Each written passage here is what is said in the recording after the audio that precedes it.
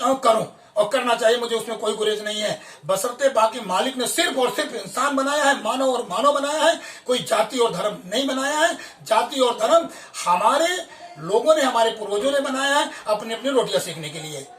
तो इसका समाधान सिर्फ और सिर्फ ये है कि उस मालिक को मानना पड़ेगा, उस मालिक की बातों को मानना पड़ेगा, उस मालिक के भेजे हुए लोगों को मानना पड़ेगा।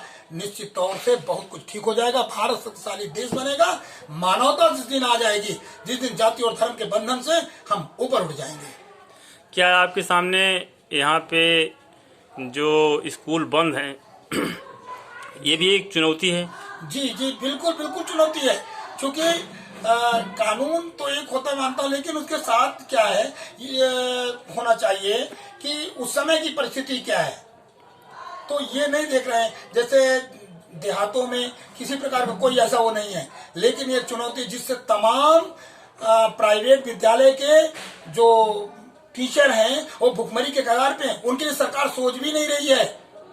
जो तो कहीं ना कहीं ये चुनौती ही है, बच्चों का भविष्य अंधकारमय हो रहा है। मुझे बताइए 2-4 महीने में आप क्या पढ़ा लेंगे? ऑनलाइन में सभी के पास मोबाइल नहीं है, कैसे बच्चे पढ़ पाएंगे? तो एक चुनौती है, क्योंकि बच्चों का भविष्य अंधकारमय हो रहा है, इसलिए इसे तत्काल बिल्कुल खोल देना चाहिए। शहरों में जहां प्रभावित क्षेत्र है वहां बंद रखिए, कंडीशनल, मेरा कहने का मतलब कंडीशनल होना चाहिए, कानून के साथ कंडीशन होनी चाहिए। देहात में इसका कोई इफेक्ट नहीं है, कोई कोरोना नहीं है, सब ऐसे ही है। लेकिन तमाम ये जो लोग हैं, मेरे जो शिक्षक हैं, वो बेचारे भुखमरी के कगार पे हैं, जिसके लिए सरकार नहीं सोच रही है। वो मध्यम वर्गीय है, ना तो उनको राशन भी मिल रहा है, किसी तरह से पेट तो पाल रहे हैं। तो ये चुनौती है, और मैं चाहूंगा बिल्कुल ये तत्काल खोल देना चाहिए। और हाँ, उसमें ऑर्डिनल लगा सकते हैं, मुझे कोई दिक्कत नहीं है, सुरक्षा के दृष्टिकोण से सैनिटाइजर वगैरह करवा सकते हैं, विद्यालय को सैनिटाइज करवा दें, ऐसा होना चाहिए। बंद करना समाधान नहीं है, बच्चों का भविष्य खतरे में है। और तमाम कई लाख, उत्तर प्रदेश की बात करूंगा, उत्तर प्रदेश के कई लाख शिक्षकों के पेट का सवाल है, वो भुखमरी के कगार पे हैं। और उत्तर प्रदेश के तमाम विद्यार्थियों के भविष्य का सवाल है, जिनका भविष्य अंधकारमय है। सरकार ऑनलाइन की बात करती है, ऑनलाइन ना तो सभी के पास मोबाइल है, और ना ही ऑनलाइन से पढ़ाई अच्छी हो सकती है, शिक्षा नहीं हो सकती है।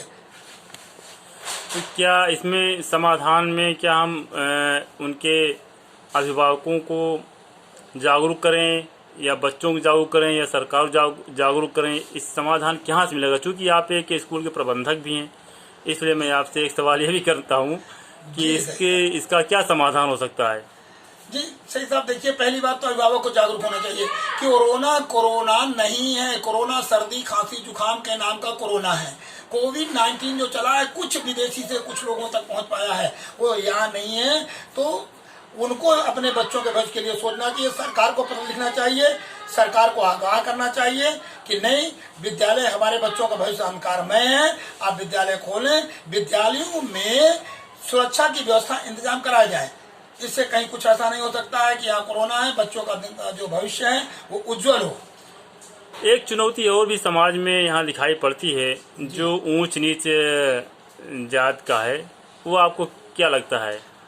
जी सही साहब, वो तो मैं पहले बताया कि देखिए, ये जो हमारे क्या कहते हैं ना, जिन्हें पूर्वज जी कह लीजिए रहे हैं, और उनमें जो चालाक टाइप के लोग हैं, जो धर्मगुरु बन के बैठे हुए हैं, कहीं पर भी हो, जो अपने आप को धर्मगुरु कहते हैं, इन्होंने तमाम ऐसी व्यवस्था जो कि मालिक की ओर से नहीं है, कहीं ऊंच नीच की व्यवस्था नहीं है। इसके विषय में मैंने एक पुस्तक भी लिखी है, मानसिक गुलामी से आजादी, उसमें मैंने इतिहास को रखा है, इतिहास में कहीं ऐसा नहीं है।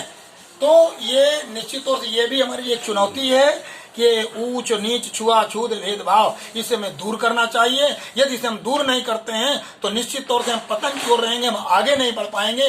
कहीं ना कहीं ये हमारे लिए बाधक है, इस भावनाओं को हमें दूर करना पड़ेगा। ऊंच नीच छुआछूत भेदभाव जो भी है, चूंकि उस मालिक की ओर से, उस अल्लाह की ओर से कहीं पर भी ये नहीं है, न कहीं लिखा है, न हिंदू में लिखा है, हिंदू धर्म शास्त्रों में, और न ही मुस्लिम धर्म शास्त्रों में। इसको हमारे लोगों ने बना दिया है, ये आडम्बर ढोंग पाखंड है। ये जो सामाजिक कुरीतियाँ हैं जी, ये आपके हिसाब से ये गांव में ज़्यादा पाई जाती हैं कि शहरों में पाई जाती हैं, कि पढ़े लिखे लोग होते हैं कि कम पढ़े लिखे लोग होते हैं, आपको कैसा लगता है? देखिए, ये मोस्टली जो सामाजिक कुरीतियां हैं ये मोस्टली गांव में अधिक है।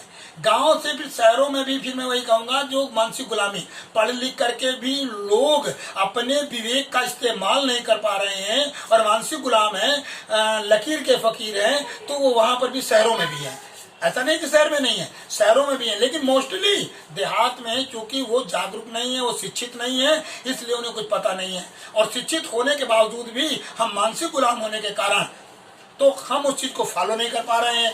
तो जो हमारे वही है कि एक अंधा था, मैं छोटे से दृष्टांत बड़ा जल्दी बता रहा हूँ कि एक अंधा था, उसके अंधी अंधा दोनों थे और लड़का को तो दिखाई पड़ता था, लड़का जो, तो उसकी शादी हो गई, लेकिन अंधी जब खाना बनाती थी तो अंधा डंडा लेके बैठ जाता था और वो करता था। तो लड़के की जब बहू आई तो वो भी डंडा लेके बैठने लगा। तो वो चूंकि दूसरी जगह से थी तो उसने कहा, ये डंडा लेके क्यों बैठते हो? तो उसने कहा, मेरे पिताजी बैठते थे इसलिए मैं भी बैठता हूँ।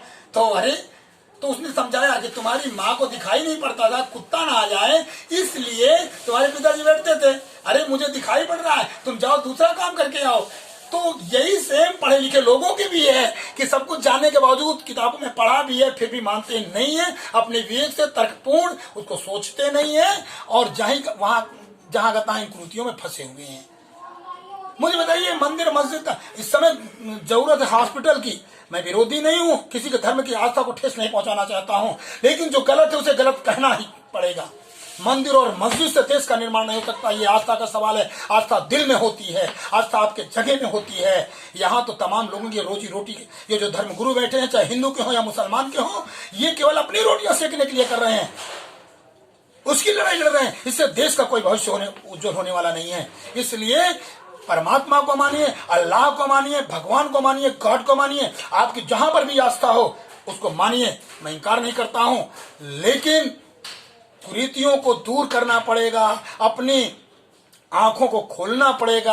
आप शिक्षित है, पढ़े लिखे हैं, दूसरों को भी जागरूक करना पड़ेगा, जिस तरह से आपका जमात हिंद इस्लामी। और भाई सईद जी, मैं आपका बार बार आभार प्रकट करता हूं कि आपने जो ये बीड़ा उठाया है बहुत अच्छा है, और मैंने भी ये बीड़ा उठाया है। हम भी समाज के लिए संकल्पित हैं कि समाज को जागरूक करेंगे, समाज को जगाएंगे और आगे बढ़ाएंगे, भारत देश को मजबूत करेंगे।